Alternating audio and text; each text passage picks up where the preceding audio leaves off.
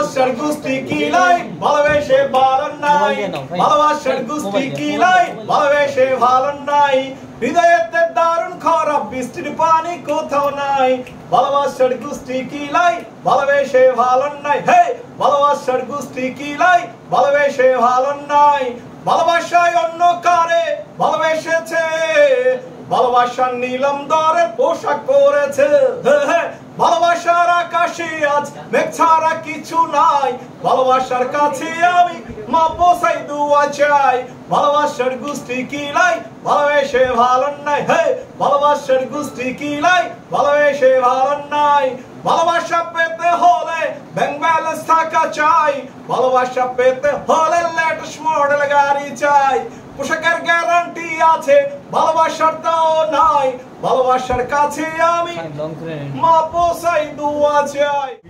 ভাইকে নিয়ে কোনো কথা বলি, অনেকে অনেক রকমের কথা বলে। আমি আজকে আবার হিরো আলম ভাইকে পাশে রেখে আমি এটা মেসেজ দিচ্ছি, আপনি পৃথিবীর যে কোনো জিনিসকে গরম করতে হলে ছোট একটা মেসের কাঠি লাগে, এবং পৃথিবীর যেখানে যাবেন আপনি খাবারের হোটেল পাবেন, মনের হোটেল পাবেন।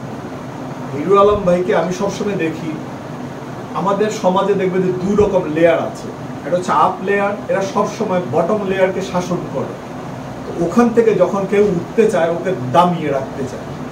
হিরো আলম হচ্ছে কৃষক, শ্রমিক, জেলে, মজুর, আমরা যারা দ্বিতীয় বিশ্বের মানুষ আছি ওদের প্রতিনিধি হিসেবে হচ্ছে এন্টারটেইনমেন্ট জগতে একটা রাজত্ব করছে।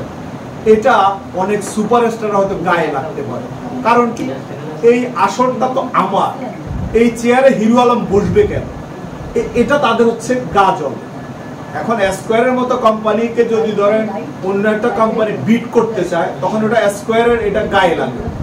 হিরো আলম ভাইকে নিয়ে ওই মানুষগুলা হিংসা প্রতিহিংসায় জ্বলে যে আমি এত চেষ্টা করেও আমি কেন হিরো আলমের মতো সম্মান পাই না, আমার কেন লক্ষ লক্ষ কোটি কোটি ভিউয়ার্স আমার হয় না। এই জ্বলাটা হচ্ছে মেইন কারণ। হিরো আলমের body doesn't matter, language doesn't fact. Main জিনিসটা হচ্ছে হিরো আলম ওই জায়গাটা কিভাবে অর্জন করবে। আমি হিরো আলম ভাইকে দিয়ে এর আগে একটা কথা বলেছি, MA পাস করা অনেক ছেলে অফিসে অফিসে ঘুরে 12,000, 20,000, 15,000, 40,000 টাকা চাকরি করার জন্য, আর হিরো আলম 50,000, 60,000 টাকা যেটা অফিস মেনটেন করে। Is it possible for your power of knowledge? সেই নলেজটা হিরো আলমের আছে। আমাদের দেশে একজন আর্টিস্ট আছে, এটা অন্যভাবে নিবেন না, ওই যে একদম কালো, উনি আর্মি পার্সন ছিলেন, কি জানি নাম ওনার, হাসান মাসুদ।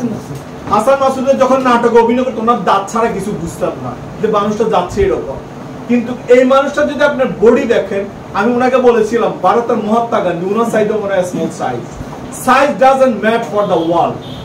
আপনার পাওয়ার, আপনি কোন পাওয়ারে কথা বলছেন, কোন পাওয়ারে পৃথিবীকে শাসাচ্ছেন, পৃথিবী আপনাকে কি দিতে চাচ্ছে, এটা যদি you can observe, you will be today or tomorrow signature for the world. একটা পানির ফোঁটা যখন পড়ে সে একটা রেখা রেখে যায়, আর আপনার মতো একটা মানুষ পৃথিবী থেকে চলে যায়, মানুষ জানতেও পারে না, বুঝতেও পারে না, তাহলে আপনার এই পৃথিবীতে আসা কি নিরর্থক। যে ঈশ্বর আল্লাহ ভগবান বলে করেছেন, তাহলে ওনার সৃষ্টিতে কখনো কার্পণ্য নাই। যে মানুষ হিসেবে মানুষকে ঘৃণা করবে, হাহারিয়েট করবে, ওনার ঈমান কতটুকু আছে এটা আমি জানি না।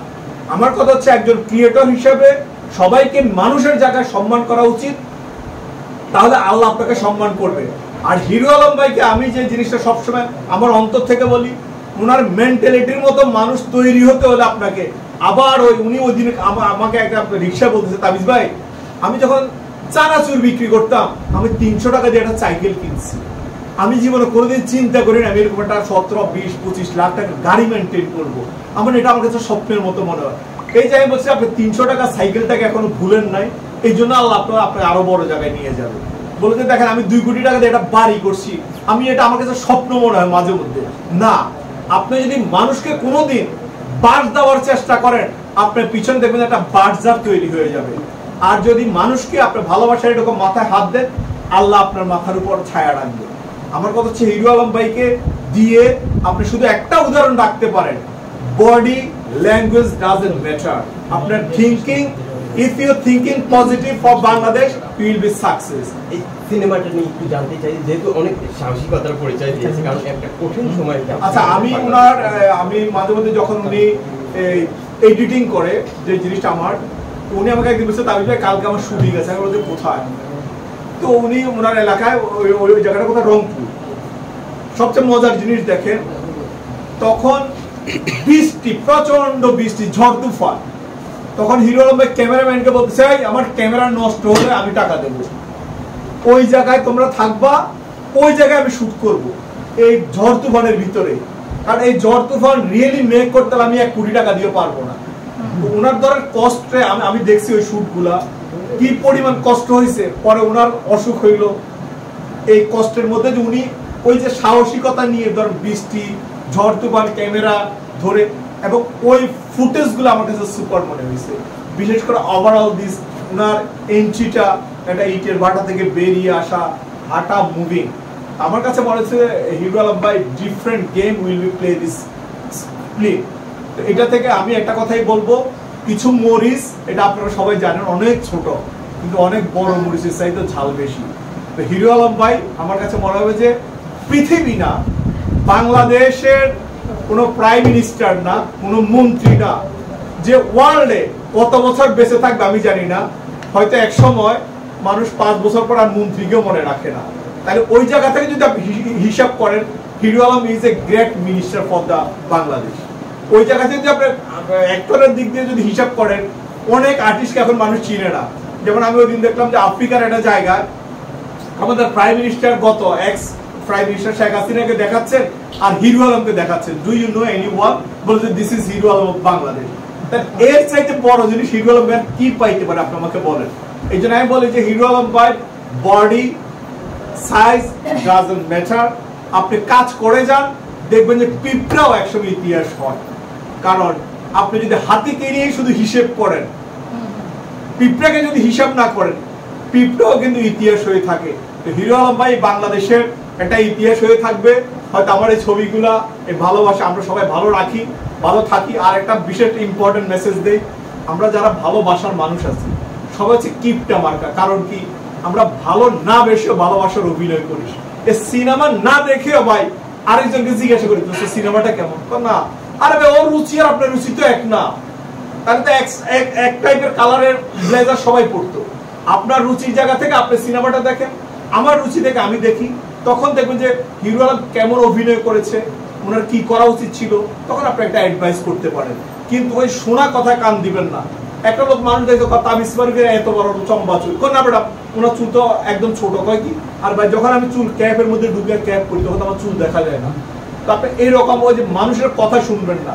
আমাকে বুঝতে হলে, হিরো আলমকে বুঝতে হলে ওনার কাজটা আপনি দেখেন, দেখার পর 2 ঘন্টা 2.5 ঘন্টা পর এটা ডিসাইড করেন না ভাই তোর ছবি আর জীবনে দেখবো না, এই কথাটা তখন বলেন।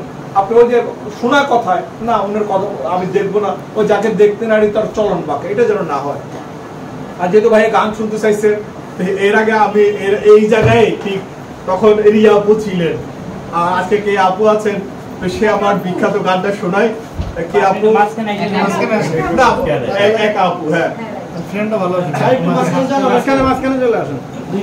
আলম ভাই, আলম ভাই